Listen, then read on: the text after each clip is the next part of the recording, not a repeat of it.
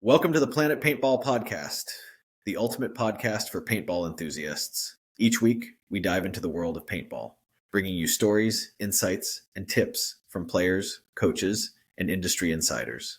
Sponsored by 1023 Sportswear. Looking for high-quality gear that performs as hard as you do? Check out 1023 Sportswear. And as a listener of the Planet Paintball Podcast, you can get 20% off your order with the code Planet Paintball. Suit up, save big, and play your best. All right, welcome to the Planet Paintball Podcast. I got Josh Martin with me with Carolina Ice. How you doing this morning, Josh? Doing pretty good, brother. I appreciate you having me on. So how did you find paintball, man? So back in like 2005, about 2005, 2006-ish, there was a paintball field out here where I'm at called Highway 11 Paintball. And that's kind of where we really got into it. But I think, my story is along the lines of everybody else's. You know, a friend had some paintball guns and we went out in the woods and started shooting each other and fell in love with it, dude. Highway 11 was like a little known like hot spot for a while there in Seneca. Yeah, man, to be honest with you, it was small, but dude, the player base, there's a lot of dudes out there. And, they had a decent, nice grass speedball field. They had a nice woods ball field. But I think, along with everything else, the recession, got them. So, And they had Clemson out there for a while too, didn't they? Yeah. I remember my brother, he played on a team called Toxic. They would actually play against the Clemson guys, around that time frame.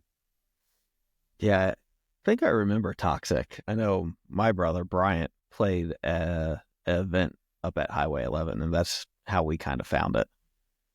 That was back before everything was on APA, and you could still find these little three-mans kind of around the state to go and do. So from starting to play, how long did it take you to get into tournaments? Then, man, I was kind of young, 2005, 2006, I was actually really young, so yeah, you're playing out of your parents' pocket. So that didn't go very well for me. I didn't get a chance to play tournaments before paintball died, And I think I got back into the sport back in like 2014.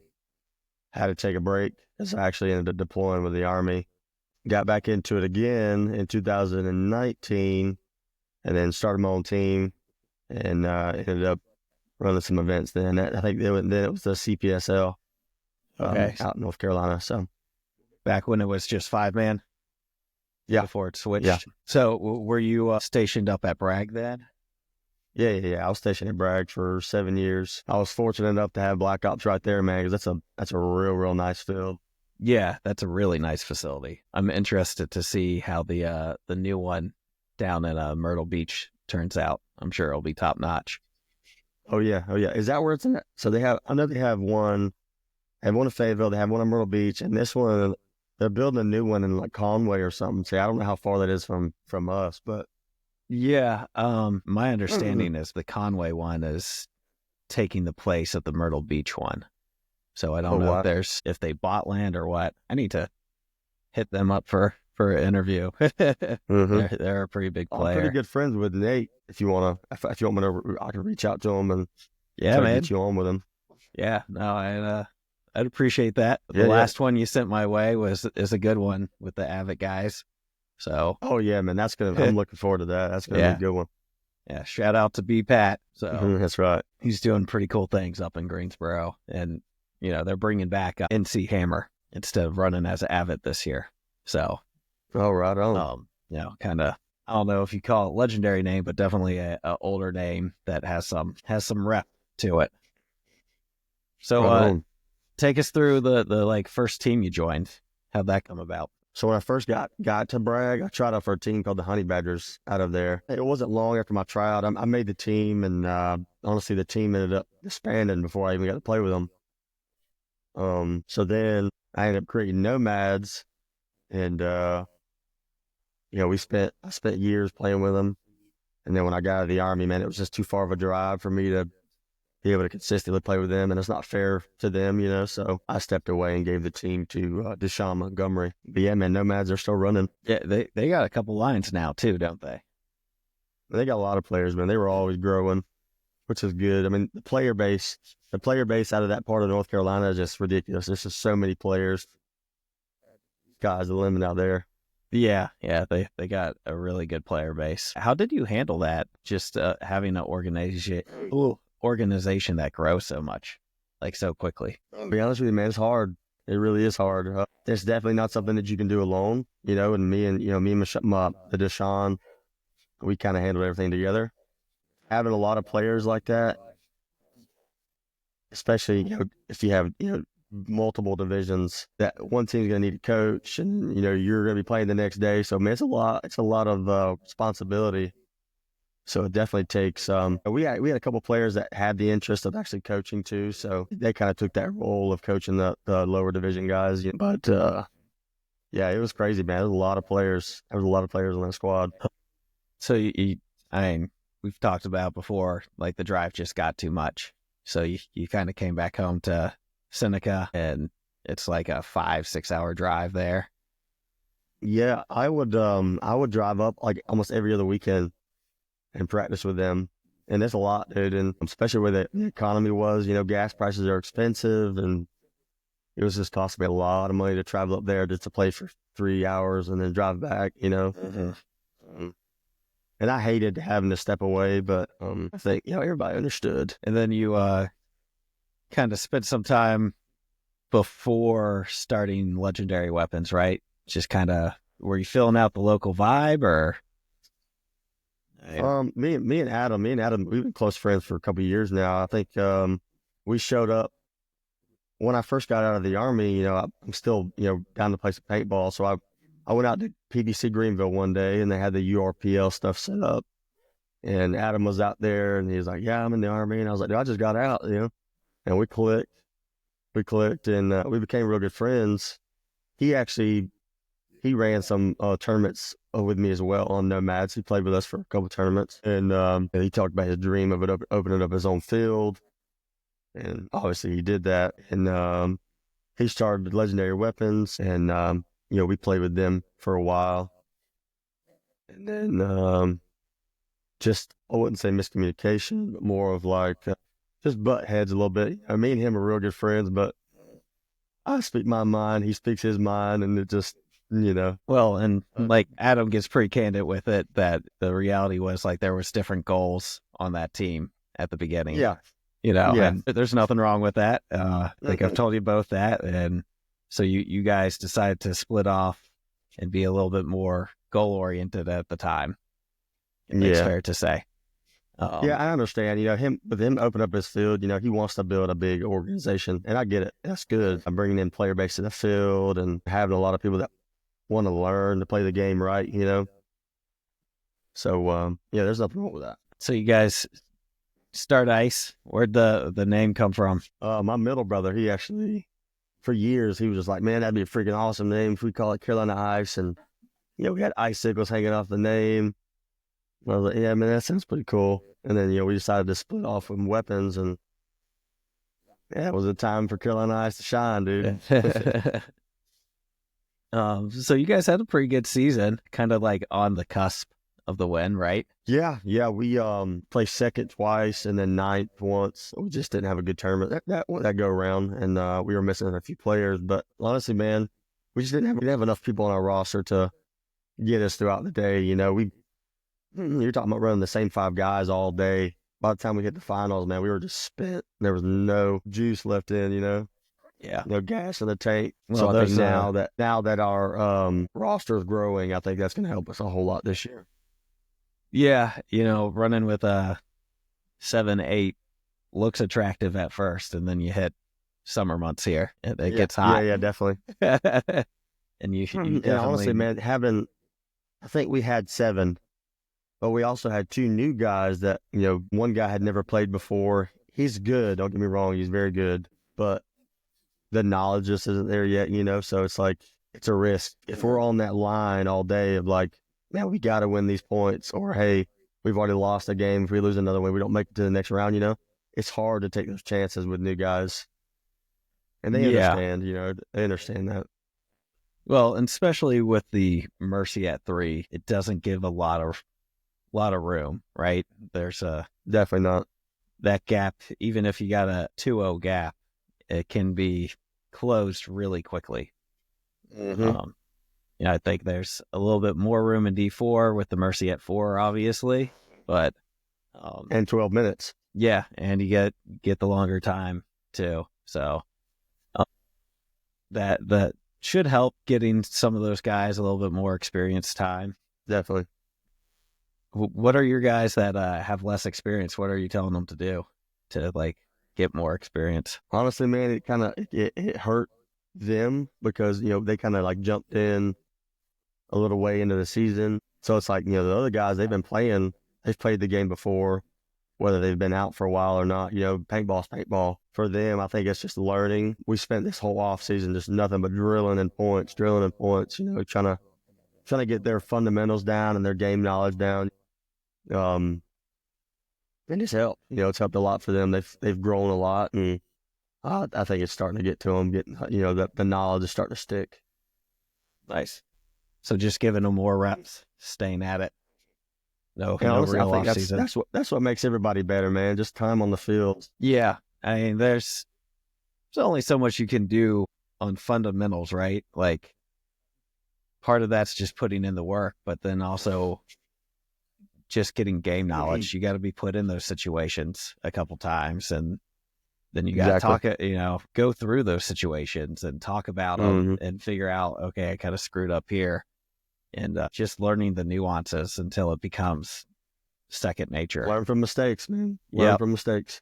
It's the best teacher, that's for sure.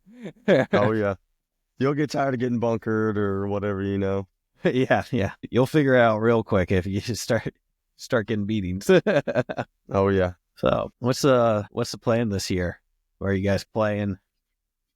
So last year we really focused on NGXL, which we're gonna focus on a lot this year as well. But I think a few of us, we had talked about trying to branch out and play in a few of the AXLs, and then at least try to get to a World Cup this year. It's for us, being a new team, we don't want to jump into straight NXL events if we're not there yet. I don't want to waste our time going to events and just wasting our money and getting slaughtered. We just want to make sure that if we can be competitive in our league, any other league, then I think we'll jump into some more NXL events. Well, and I think the Georgia League's really competitive.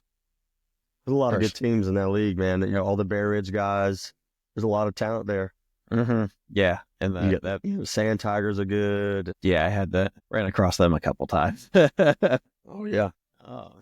They had an organization. I think they had at least 2 teams. They're on the list to reach out to for sure. So, what AXLs are you guys thinking about doing? Just the more local ones, or? Yeah, the closer ones. Probably the one in like Rock Hill. Fayetteville's a little far, and it's just. With all of us, I know most people that play paintball have families and stuff, but for us right now, it's just hard to spend that money to go out there and get hotels and spend thousands of dollars on entries and paints and all that stuff. So try to get one of the local ones. Like when we used to play in Rock Hill, man, I'd drive up in the morning. It's like 2 hours away. So I just drive up in the morning, get there early, which is pretty manageable. So I think that's what we're going to end up doing. Yeah, I think I'm going to do the Rock Hill event. And then, depending on how that goes, might try and make a beach trip. Yeah, that would be fun, man. I played one event in Jacksonville, North Carolina, and man, that was a blast. Just being out there at the beach, and we had our own Airbnb as a team. Yeah, it was so fun. Yeah. If you can make it into a little vacation tacked onto it. Oh yeah, always a good time. So. Maybe leave the kids with the grandkid, take the wife or the grandparents, and then take the wife. Oh yeah, definitely. It can be a good time then. So, the wife comes with you to a bunch of them, doesn't she?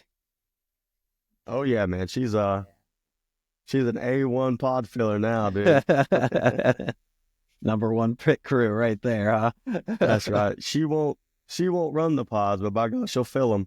She'll make sure your paint's cleaned up. Yeah, she does good, man. It's awesome to be able to share that with my wife, for her to be able to come to the events with me. And it just makes the day so much better because even when I'm before losing or whatever, she's like, it's going to be all right. Y'all figure it out. Yeah, no, that's awesome. Yeah. Kind of getaway, right?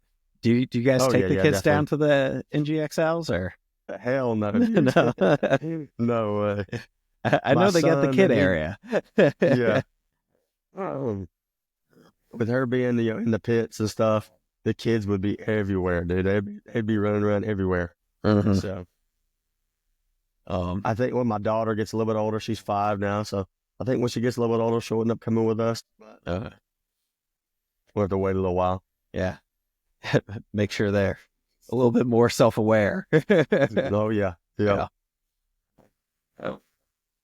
Class change. So, in maybe World Cup this year too? Yeah, I think we're going to do World Cup, man. I really do. We've been trying to do it for years, but honestly, we were just trying to find our team, find out who was committed and get a real solid base, And I think we have it now. We got a bunch of motivated players and everybody wants to perform and everybody's on the same page that the sky is the limit. We don't want to stop at, D4, whenever we rank up, we want to keep playing. So we'll see what happens. Nice. So the plan's just to go as far and as fast as you can. That's right, man. Be competitive. Yep. Like it. So that's a pretty full season. The NGXL, some AXLs and World Cup. I'm looking at possibly 8 events for the year? Yeah. Something like that. Yeah. How'd you find all your players? Is it just local guys from the team? Some of them? Let's see. A couple of us grew up together. One of them is my oldest brother. We got some guys that we work with. And then one of our guys, he actually owns Supreme Nutrition. And I'm always in their store. Me and my wife, we used to be real big gym rats. And, now we're kind of getting back into it. And one day I actually seen him at BBC Greenville. And I was like, damn, dude, I know you freaking play paintball, Mm-hmm. And he's like, yeah, man. And he didn't play for a team. So we ended up picking him up. And, man, he's a baller. Luke Remkus, and he's a baller. He spent a little time on Relapse. Then I think he was opening 2 stores and needed to take a step away for a minute. So yeah, which is understandable. And he tells us all the time, owning a business is definitely time demanding. So I can't get mad at somebody for work, especially when it's someone that owns the company. Yeah, then you're never really off.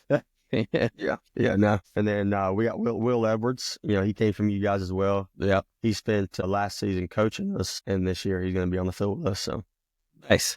He had a pretty good year as a coach. He didn't do too bad. He did good, man. He did really good. We're very fortunate because it's hard for me. Everybody looks to me for answers, while I'm out there, but it's so hard to play and coach at the same time. So I really appreciate Will stepping up and helping us out. So he's gonna play this year? Yeah. He's gonna be out there with us, man. Nice. Yeah, miss seeing Will around. Run into him every now and then, but obviously, Extreme's a little bit closer than PBC for him. So. Oh yeah. Makes a difference. With him taking the step back, what's the plan for coaching this year? Us having so many people now, it's hard. I think especially around where we're at, it's hard to find somebody that's dedicated enough and knows the game enough to coach. So honestly, it's going to come down to the good part about having, 11, 12 players or whatever, and having experienced players is that we can kind of coach together, all of us, whoever's on the sidelines can see what's going on. And then you coming off the field, taking in what we see on the field, and make changes as they come. Nice. So just got self kind of coach like you did on Nomads, or did Nomads have a coach? Yeah, self-coach. No, we didn't have a coach, man. Like I said, it's just hard. It's hard to find somebody that's dedicated enough and knows the game enough to coach. I honestly, as a coach, I think you put more time into the team than a player, Yeah. You're constantly drawing stuff up, constantly thinking about the game, and we just don't have that yet. Yeah. In a perfect world, we would have a coach, but yeah, Relapse got really lucky with for our D5 season having Blake and then Mark kind of volunteer their time, and help us out, and then I think it was hard going from a coach to not having that coach. I'm sure it did. We definitely kind of stumbled a little bit, and unfortunately the team dissolved, but I think we were starting to figure it out. But it's it's definitely a learning curve when you go from having one not to having one. Oh yeah, definitely. So you guys are playing out at Extreme. You got Luke with Supreme Nutrition sponsoring you guys. Any other sponsors? Obviously, we're sponsored by Tomash Paintball. He's the one that does all our jerseys and stuff. And I think that's it. No equipment sponsors, anything like that. Everybody just kind of runs what they can, Mm-hmm. Keeping it simple. Keep it simple, dude. So the best way to do it locally, man. That's right. I got too much gear to grab sponsorships now. Mm-hmm. At least for the whole team. How's last time we talked? They aren't going to get to see this, but last time we talked, you had just switched to the Force. You still liking it? Dude, I love it, man. I'll give everybody a glimpse. Yeah. I told myself I'd never get a Force, man. Before, I was like, man, it's a heavy gun, and, I don't know. Obviously, nobody really runs it, so it can't be that great. And then my brother picked one up, and I shot it, and I was like, man, I've never shot a gun that's so accurate. It's got a little kickback. It's got a little recoil more than most guns I've shot. But because before I was shooting a DSR Plus, and man, it's so soft. You can't even feel the damn paint coming out. So going from that to this is definitely a big jump. But the Force, man, it feels good. It shoots straight. My only complaint with it is like it's not really that efficient. So if you're planning to shoot 10 pods, that's not going to happen. Yeah, you got to get a big old tank. That's right. What size tank are you running on that thing? I run a standard 45-68. Oh man, yeah, you were running a small one. Yeah, we when Bryant was using his, we were running a 88 on it. Golly, what? We like our monster tanks. Get a freaking scuba tank on that thing. Yeah. So I've been thinking about downsizing, but I got 2 88s in the bag right now. I'm a one, man. I play up front, so it's like I gotta just that little bit weigh me down. I'm a little guy. Yeah. Since losing weight, I've started to play the Snake One a little bit, and it's a beast crawling in that thing with the 88 on the gun. I believe dragging that thing along. Yeah, need wheels on it. Mm-hmm. So since you brought out the gun, let's talk about the one piece of gear you take with you. A little superstition. Yeah.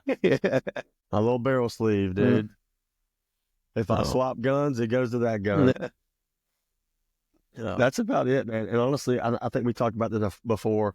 I don't know if you're allowed to use them or what. I actually seen somebody post it the other day, like, man, I don't see these anymore. And somebody was like, what? I think because mostly banned them. I don't know. But, I mean, nobody said anything to me, so I'm going to keep using it. Yeah. I think when they first came out, it was to get bounces, but people were covering up their ports to get a faster shot off break and then sliding it back to be in compliance. So, yeah. I know they got banned at one time, but I just think no one uses them anymore. Like, I don't even know where you can get them. So I do like it though, like because it's a little bit of style you can actually put on the gun without, having to spend hundreds of dollars on an anno or whatever. Mm-hmm. So, and there's not a lot of like custom part shops anymore, and the ones that are around are expensive, or it's like, not that they aren't important, but like a bolt, you just don't see it. Did you ever get any of the DSR bolts? So I actually got one from a guy that plays on our team now. He actually hooked me up with one of the free flows, free flow bolt. Yeah, I've been, I got the Ironman kit put in mine, but I didn't like upgrade the bolt. So that's the next thing on the list, I guess. So you liked it though? Did it change anything? You could tell a little difference. I mean, it feels like a softer shot, I guess, which, I mean, you can't really get much softer than a stock freaking DSR Plus, but it definitely does feel a little bit softer. All right. Non-sponsored player. You've talked us through the guns. What mask are you using? ProFlex, man. I'm going to jump on that bandwagon, I guess. Before, man, I've ran E-Flexes, I've ran grills. I love them all, don't get me wrong, but I think the customizability of a Pro Flex is just awesome, man. Just being able to do anything you want with it, pretty much. I think my next mask would be a grill. I love the grills. Yeah. Yeah. I was never big into the grills. I do have one, but I got it on a it's sale. affordable, you know. There's masks out there that are freaking $200 and something, you know. It's like, man. Yeah, well, and that's why I got the grills. I was living in Florida, and I had got my autococker and tank shipped down to me, but I needed a lens for the mask I had at the time, and I went on, and a lens is $50, definitely worth it. But I could get a whole new mask of grills for $50 at the time, so I picked one up. I think the mask that slept on the most is the E-Flex, man. Dude, that's what I used to run, man. I love the E-Flex. So yeah, I think they're great. They definitely aren't as customizable, and I'm using a clear flex right now, but I always got the E-Flex and probably the carbon mask. There's a lot of good masks out there. I like the push mask too. That's kind of grillish though, in the compactness. So, but the E-Flex I think is highly underrated. I think it's great vision. Oh yeah. That's my big thing. Everybody's like, man, it looks like you're wearing snowboarding goggles. And I'm like, dude, the lens is so big. You can see everything. There's nothing that's blocking your peripheral or anything. So, yeah, I love them. What was it they used to do with it? The stickers you could get for around the mask, get a little customizable. Those things are a pain to put on. Oh, yeah. Gave it a little flair for sure. So when are you guys are kind of different. Take us through when you guys practice, like your practice day. So we do every 2 weeks. And honestly, it lines up perfectly with two of our guys' work schedule. So we didn't practice last week. This week we go on to Bear Ridge on Sunday to scrimmage a bunch of their teams out there. And then I think we'll take a week off after that. And then it's nonstop until the event, man. We'll be practicing like 3 weeks in a row, I think. We'll practice, then we'll have a scrimmage, and then we'll have the event. Layout, right? They're releasing layouts for the NGXL, aren't they? A week ahead of time? Yeah, it comes out a week ahead. Are you spending both days on that, or? Oh, yeah. Okay. Yeah, I think one day we'll go out there, just our team, and kind of play each other and see what shots we can get, and if there's bounce shots or different types of plays, I guess. And then we'll have a scrimmage on that. So for this first layout, you gotta stay up at Extreme. I'm not sure yet. We would like to get some teams down here, so we can scrimmage them. But Bear Ridge, they always throw a big scrimmage before the event, the weekend before out at their place. So we might end up doing that. But again, it comes down to cost, man, because it gets expensive playing so much and spending hundreds of dollars just for scrimmage, Now, your off season, you guys have been practicing on Saturdays, though, right? A little bit of both. Okay. Saturdays when people can swing it, because we like to have Sundays to rest. But if something happens and somebody can't practice on Saturday, then we'll go out there Sunday after church. So we'll start at like 12:30ish. Nice on Sundays. Kind of not the norm, but I like the reasoning. Yeah. And especially now, man, it's been cold, so going out at noon, it definitely gets a little bit warmer. Yeah, a little bit warmer. So I think we're coming into like a pretty good weekend, though. Dude, it's been nice. It's been really nice. Like, aside from being sick, dude, I've been like sweating almost. It's freaking almost hot outside. Yeah. It's I was getting sick of 18 and 20 degrees of weather for sure. Yeah, I'm not built for the cold weather, dude. Not at all. Keep me in between 40 and 60, and I'm pretty happy. That's right. That's right. Any if we get into 70s, I'm running to a body of water somewhere. I think last year our first event we played at the NGXL, I think when we got to the field it was 18 degrees, man, and it was freezing balls. Yeah, that the February event. Yeah. Oh man, it was miserable. Yeah. I played that one. It was not fun temperature wise. It really sucked. The next one was pretty cold too, wasn't it? Yeah. which was kind of uncharacteristic for Georgia at the time. I feel I like think the third one we played, it was cold and it rained all day. So it made it even worse, dude. It was bad. That's the one you took second though in, right? Yeah. So it worked out in the end for you. Mm-hmm. I feel like you got two teams or two types of teams when it starts getting nasty out. Ones that are like, okay, I'm done with it, and like, let's just get through. And the teams that like, all right, a lot of people are done with it. This is our opportunity, and turn it up. We're already here. Might as well keep playing, dude. Yeah. If you're gonna have to sit in it through prelims, you might as well go for it, right?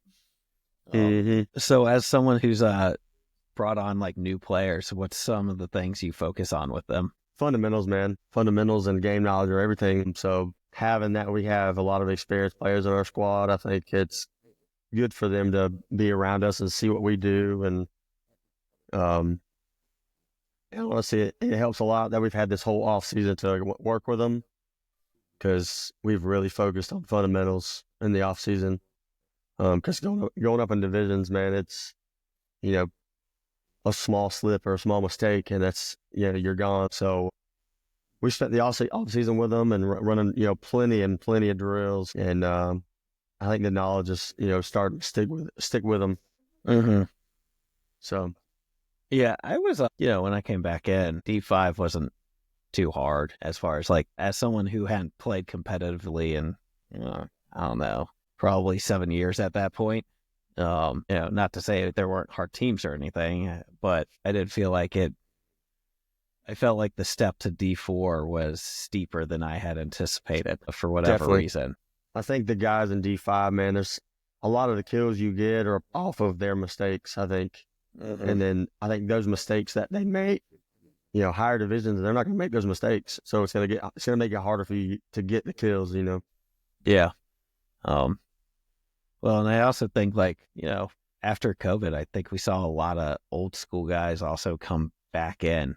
Everyone was cooped up in the house and needed to go and do something and couldn't go to movie theaters or whatever. Although I did spend most of my COVID time in Seneca and not much changed. Yeah. But I think like overall, like a lot of people wanted to get outside and be social, and no restrictions on paintball, at least in the Southeast. So yeah, no. How do you guys run the team? Like, is it just you? You got people that help with logistics and stuff? Is it all team votes? A lot of it is team votes, but when it comes to like practices and setting up scrimmages and stuff like that, I'll handle all that stuff. When it comes down to, I'll pull like usually it's me, my brother, and Luke. We'll talk about how practices have went and what they think we need to work on the most, and that's where we kind of focus on what our practices are centered around. And I think after we ran drills for the first couple months of the off season, and then we kind of decided like, look, we've ran drills, now let's kind of like put that into action. Let's try to see what it's going to do on field against other teams. So these last few months, man, we've really focused on playing points and stuff against other squads, or we have enough players so we can play it ourselves.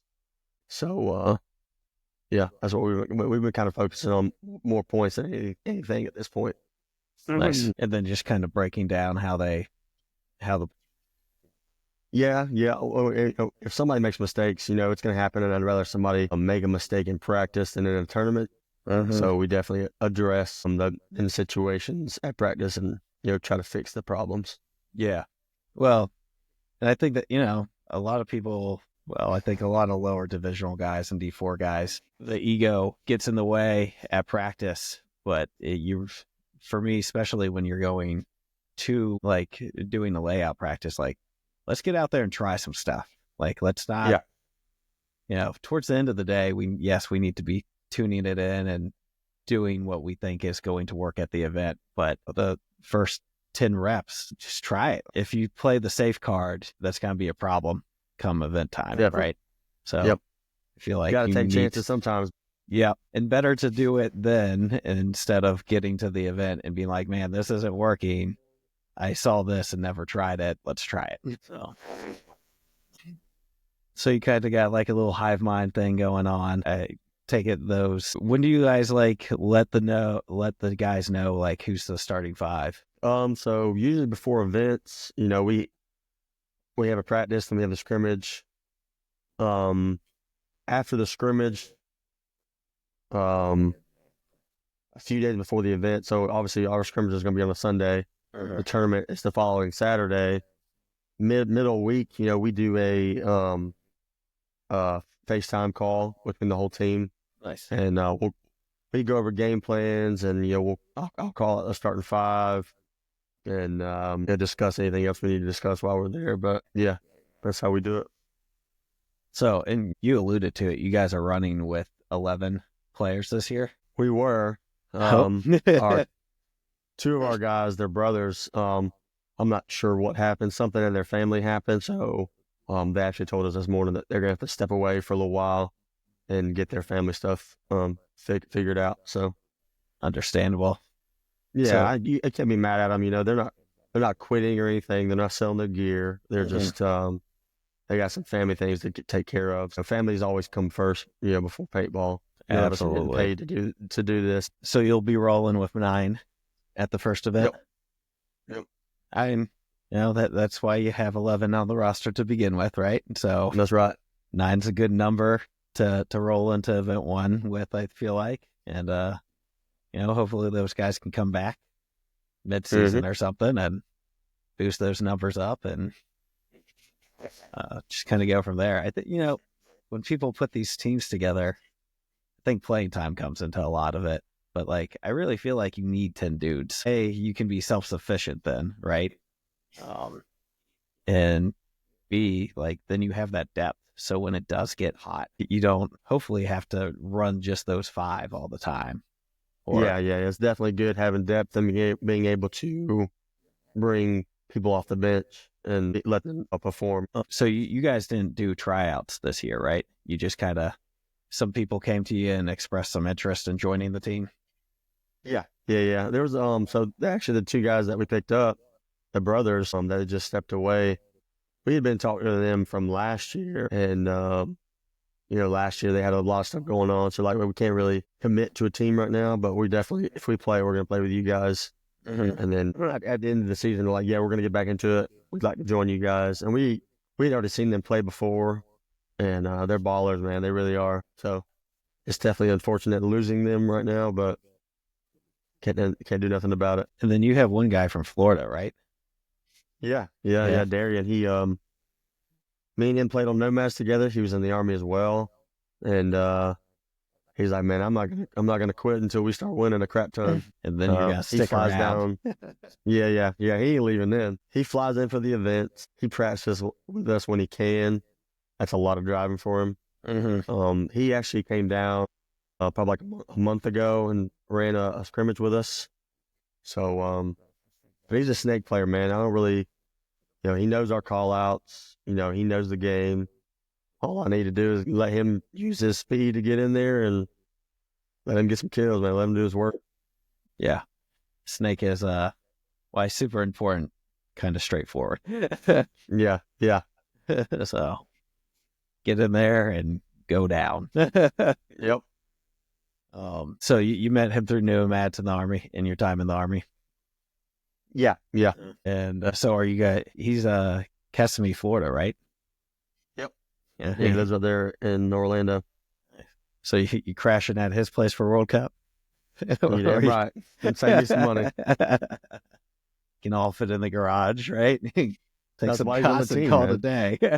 Yeah. You guys plan on doing the team house for World Cup type thing? Or staying Probably with him? Yeah. Yeah, we'll probably get a bunch of people come to pitch in for an Airbnb. That's something I probably will take my wife and kids to, because I like to take them to Disney or something while we're out there.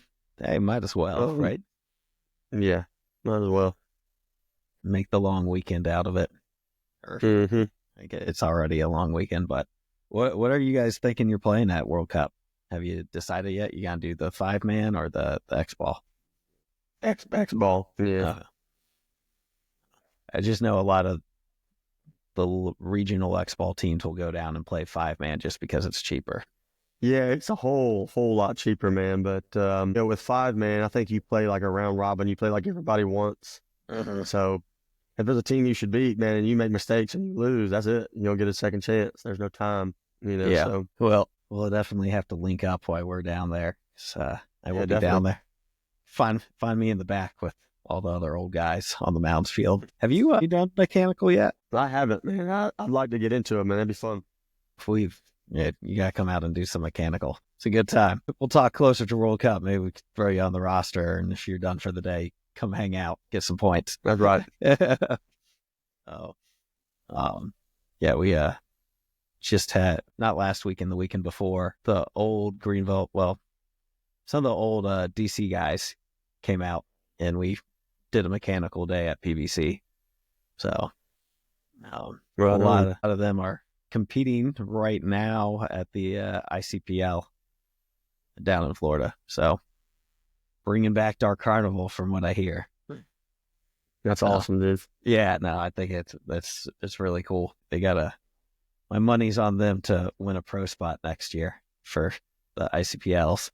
So they got a line of killers in their roster. So not just the Growl guys. They pulled some other dudes. So what the C3XL's going out to oh my God. Let me start that over. Extreme. Cut it out. Yeah. The C3XL's heading out to Extreme. Are you guys gonna play that, or you gonna be out there at all? 2 of our guys are gonna help ref. Okay. And then I'm actually going to play, me and one of our other guys are going to play with Adam.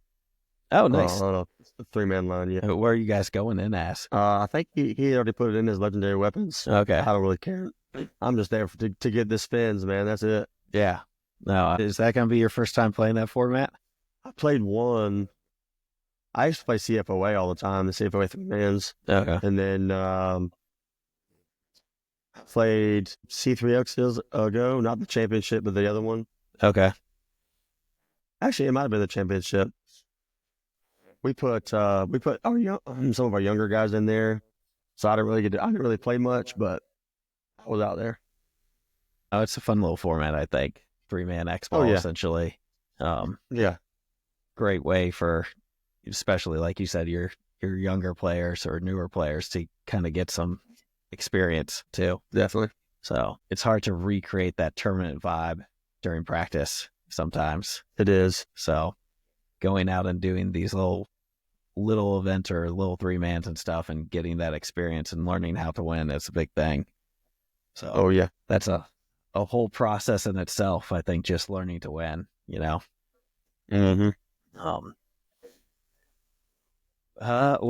anything else you want to touch on today, man? I think I'm good, brother. Think you good? All right. Oh, we're right there. Shout out all the sponsors so we can get a good clip. And that's right. we'll call it. All right. Well, I appreciate Luke Grimkiss, Supreme Nutrition, and Tomash PB, man, for giving us some fly jerseys, dude. They look very good. Yeah, they turned out real good this year, man. They really did. All right. Well, I mean, you know the drill. You're an old pro at this point. So we'll stop it and let it upload. Thanks for tuning in to the Planet Paintball Podcast. We hope you enjoyed today's episode. Whether you're out there grinding in the divisional pits or chasing dreams on the pro stage, remember, it's all about the passion, the hustle, and the love for the sport. Shout out to 1023 Sportswear for sponsoring the show. Don't forget to use code Planet Paintball at checkout for 20% off your order. Gear up, save big. Until next time, keep grinding, keep growing, and we'll see you back here on the Planet Paintball Podcast